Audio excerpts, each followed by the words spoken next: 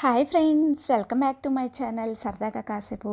ఈరోజు మన వీడియో వచ్చేసి ఎంతో టేస్టీగా సింపుల్గా ఎగ్ బుర్జీ ఎలా చేసుకోవాలి అనేసి ఈరోజు మనం చూద్దామండి. చూస్తుంటేనే నోరూరించేలాగా కనిపిస్తూ ఉంది కదా, చాలా టేస్టీగా ఉంటుందండి ఇలా చేసుకున్నారంటే.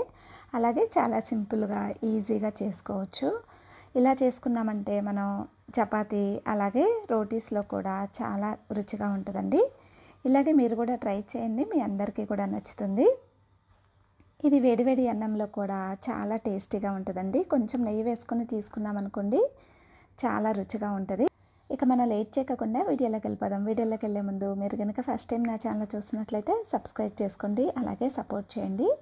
ఇక్కడ నేను స్టవ్ ఆన్ చేసుకుని ఒక 1.5 గరిటె వరకు ఆయిల్ వేసుకొని, ఆయిల్ కొంచెం హీట్ వచ్చిన తర్వాత దీంట్లోకి ఇలాగ తాలింపు గింజలు వేసుకోవాలండి. వేసుకొని ఇవి కొంచెం ఫ్రై అయిపోయిన తర్వాత ఇక ఇప్పుడు సన్నగా కట్ చేసి పెట్టుకున్న ఆనియన్ ముక్కలు వేసుకోవాలి. వేసుకొని ఒకసారి ఇలాగ కలుపుకొని లో ఫ్లేమ్లోనే ఉంచుకొని మనం ఫ్రై చేసుకోవాలండి.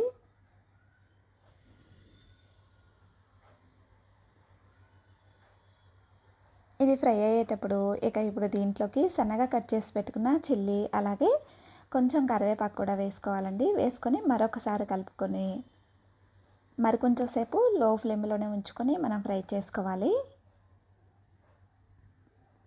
ఇలాగ మరికొంచెం సేపు ఫ్రై అయిపోయిన తర్వాత ఇక ఇప్పుడు దీంట్లోకి కొంచెం పసుపు అలాగే రుచికి సరిపడా సాల్ట్ వేసుకోవాలండి. వేసుకొని మరొకసారి మొత్తం కూడా కలుపుకొని మరికొంచెం సేపు లో ఫ్లేమ్లోనే ఉంచుకొని మనం ఈ ఆనియన్స్ని ఫ్రై చేసుకోవాలి.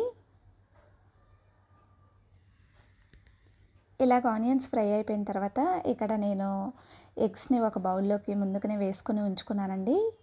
ఇక ఇప్పుడు ఆ ఎగ్స్ని వేసుకొని ఇక్కడ నేను ఒక 2 ఎగ్స్ తీసుకున్నానండి. ఇక కొంచెంసేపు మనం లో ఫ్లేమ్లోనే ఉంచుకొని కొంచెంసేపు ఫ్రై అవ్వనివ్వాలి. కొంచెం ఫ్రై అయిపోయిన తర్వాత ఇప్పుడు ఒకసారి మొత్తం కూడా కలుపుకోవాలండి. కలుపుకొని లో ఫ్లేమ్లోనే ఉంచుకొని మరికొంచెంసేపు ఫ్రై అవ్వనివ్వాలి. మరికొంచెంసేపు ఫ్రై అయిపోయిన తర్వాత ఇక ఇప్పుడు రుచికి సరిపడా కారం వేసుకోవాలండి. కారం వేసుకొని మరొకసారి మొత్తం కూడా కలుపుకొని లో ఫ్లేమ్లోనే ఉంచుకొని మధ్య మధ్యలో కలుపుకుంటూ మరికొంచెం సేపు మనం ఫ్రై చేసుకోవాలి. ఇక రెడీ అయిపోయిందండి. ఎంతో టేస్టీగా యమ్మీగా ఉండే మన ఎగ్ బుర్జీ రెడీ అయిపోయింది. తప్పకుండా మీరు కూడా ఇలాగ ట్రై చేయండి, మీ అందరికీ కూడా నచ్చుతుంది. ఈ వీడియో మీకు నచ్చిందని అనుకుంటున్నాను. ఈ వీడియో నచ్చినట్టయితే ఒక లైక్ చేయండి.